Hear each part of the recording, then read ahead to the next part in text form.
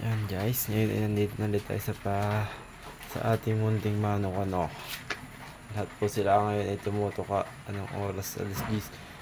Nabigyan ko na sila ng 6, kaya lang ay hindi ko sila binigyan ng sobrang dami. Mga half lamang po patuka nila. May grams ang sinusunod sa pakain nila ngayon.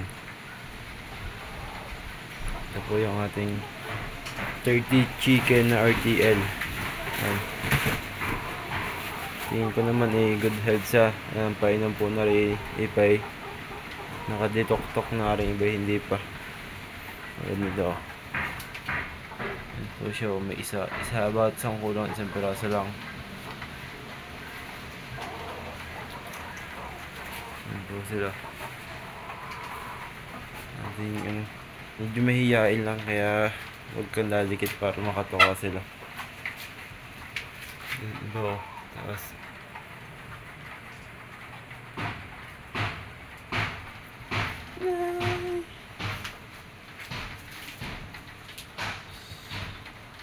may space pa, dalawa, kulang na, wala na kaming budget.